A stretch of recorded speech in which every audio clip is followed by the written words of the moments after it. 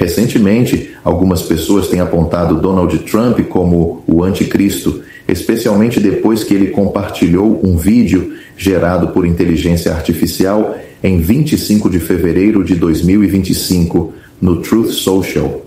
Nesse vídeo, uma estátua gigante de ouro dele aparece em uma visão fictícia de Gaza, transformada em um resort de luxo, com a legenda Gaza 2025.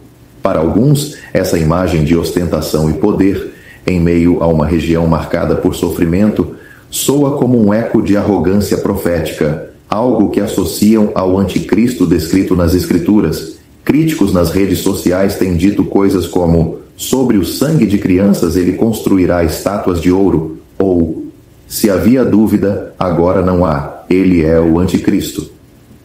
Eles veem nessa atitude uma espécie de idolatria moderna, reminiscente do bezerro de ouro do Êxodo, e apontam para o histórico de Trump, como os atentados que sobreviveu em 2024, como sinais de que ele se posiciona como um escolhido de maneira quase messiânica.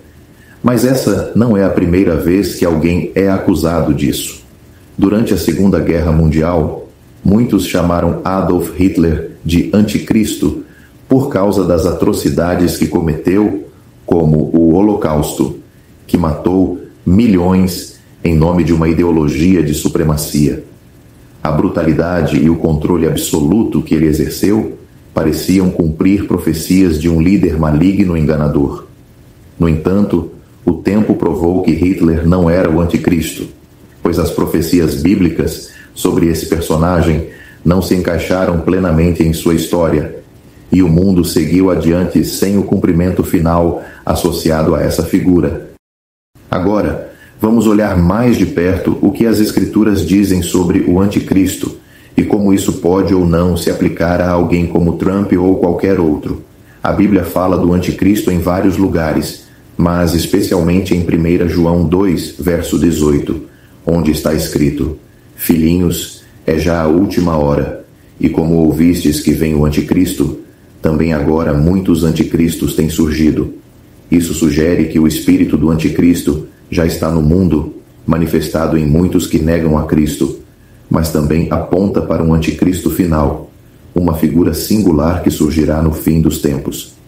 Em 2 Tessalonicenses 2, versos 3 e 4, lemos sobre o homem do pecado, que se opõe e se levanta contra tudo o que se chama Deus ou é objeto de culto, de sorte que se assenta no santuário de Deus, querendo parecer Deus.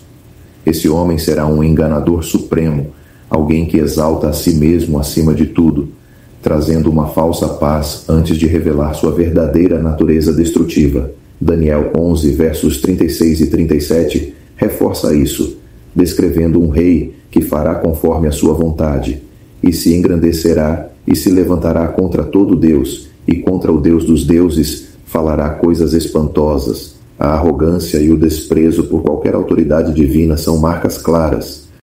Os santos em Tessalônica, por exemplo, enfrentaram uma confusão semelhante à que vemos hoje.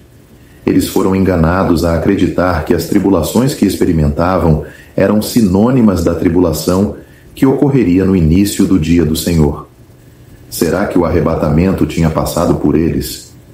O dia do Senhor, mencionado pela primeira vez em Isaías 2, versos 11 e 12, é um conceito do Antigo Testamento relacionado aos tratos de Deus na terra, que começam após o arrebatamento dos crentes da era da Igreja. Esse dia inicia com a tribulação, abrange o reinado de Cristo de 1000 anos e termina com o julgamento do grande trono branco.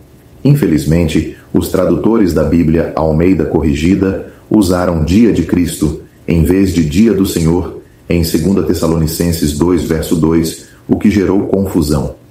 O dia de Cristo, ou de Jesus Cristo, refere-se aos crentes desta era da Igreja e aos eventos que os afetarão após o arrebatamento, como o tribunal de Cristo e o casamento do Cordeiro. Mas em 2 Tessalonicenses 2, Paulo não está falando disso. Ele corrige o erro sobre o dia do Senhor. Nos versículos 1 a 5, ele implora aos irmãos que não se deixem enganar por falsas representações, dizendo: Agora rogamos a vocês, irmãos, pela vinda de nosso Senhor Jesus Cristo e por nossa reunião com Ele, que não vos movais facilmente do vosso entendimento, nem vos perturbeis, quer por espírito, quer por palavra, quer por carta, como se fosse de nós, como se o dia do Senhor estivesse já presente. Aqui, a vinda é a parousia de Cristo, um termo que não se limita ao momento exato da sua chegada, mas abrange o período da sua presença. No versículo 1, fala do retorno de Cristo ao ar para reunir os santos, em contraste com sua ausência agora. Já no versículo 8, a parousia é o retorno à terra, com o brilho da sua vinda, ou a epifania da sua presença. Curiosamente, o homem do pecado, o anticristo, também tem sua própria parousia, segundo o versículo 9, imitando Cristo como o homem de Satanás.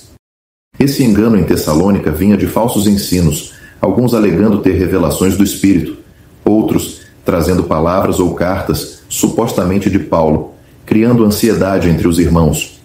Eles achavam que estavam vivendo o dia do Senhor, com seus julgamentos e tribulações, e se perguntavam como tinham perdido o arrebatamento. Paulo os tranquiliza no versículo 3.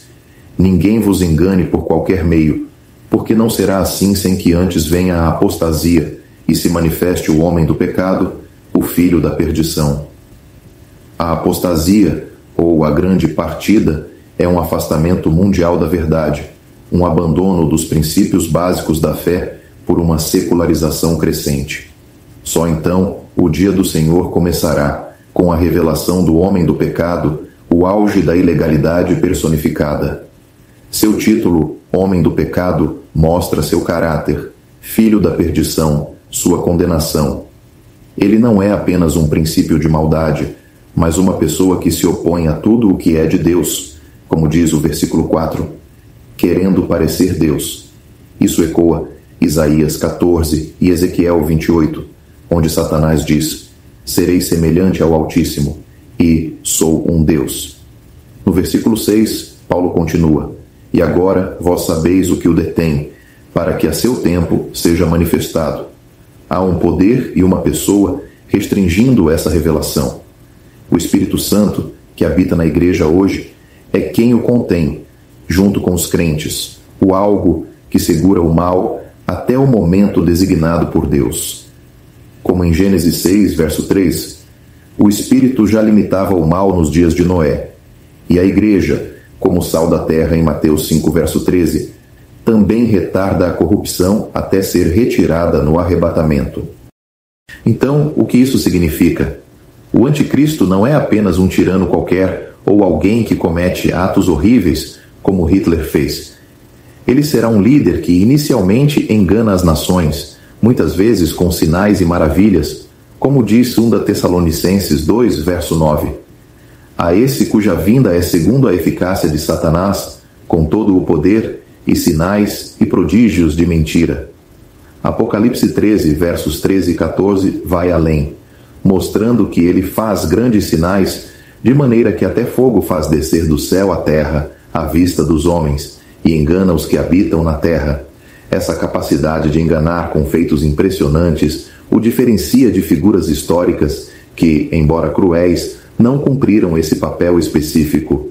Além disso, o anticristo estará ligado a um sistema global, como o número da besta, em Apocalipse 13, versos 16 a 18, onde faz que a todos, pequenos e grandes, ricos e pobres, livres e escravizados, lhes seja posto um sinal na mão direita ou na testa, para que ninguém possa comprar ou vender, senão aquele que tiver o sinal.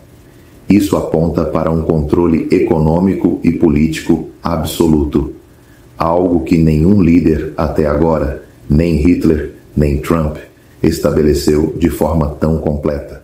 Olhando para Trump e essa estátua em Gaza, alguns poderiam argumentar que a vaidade e o simbolismo de poder se alinham com a arrogância profetizada. Ele já foi chamado de Salvador por apoiadores após sobreviver a atentados, e o vídeo de uma estátua dourada alimenta a ideia de autoexaltação. Mas será que isso é suficiente? Hitler também tinha propaganda que o exaltava, comícios que pareciam idolatria e ainda assim não era o anticristo. A Bíblia diz em Mateus 24, verso 24, que surgirão falsos cristos e falsos profetas, e farão tão grandes sinais e prodígios que, se possível fora, enganariam até os eleitos. O anticristo será mais do que um líder controverso ou egocêntrico.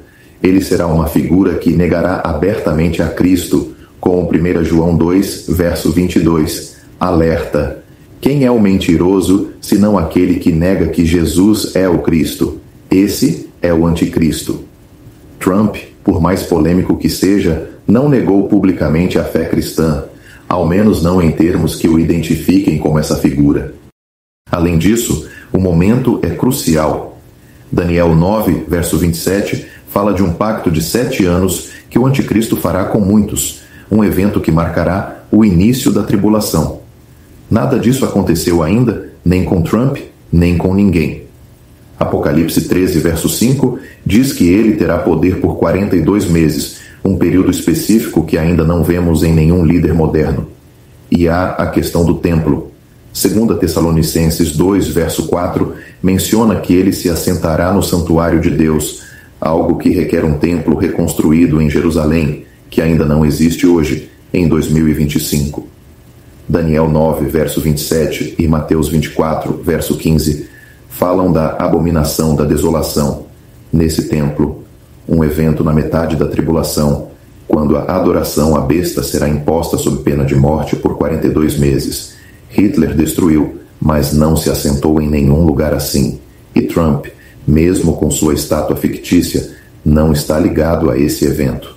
Apocalipse 11, versos 1 e 2, confirma que esse templo será reconstruído e profanado, mas isso é futuro. Então, o que podemos concluir? O anticristo é mais do que um símbolo de maldade ou vaidade. Ele é um enganador final, um líder que surgirá em um tempo determinado, com sinais claros que ainda não se manifestaram plenamente. Acusar Trump ou Hitler pode refletir o medo ou a indignação das pessoas, mas as Escrituras nos chamam a vigiar e orar, como em Mateus 24, verso 42. Vigiai, pois, porque não sabeis a que hora há de vir o vosso Senhor. O espírito do anticristo já opera no mundo, como João nos adverte, mas o anticristo com A maiúsculo ainda é um evento futuro, contido por Deus até o momento certo. Por agora, a estátua de Trump em Gaza pode ser um sinal de arrogância ou mau gosto para alguns, mas não é a prova final que os profetas anunciaram. Fiquemos atentos, examinando tudo à luz da palavra, sem nos apressarmos em julgar o que ainda não se revelou por completo.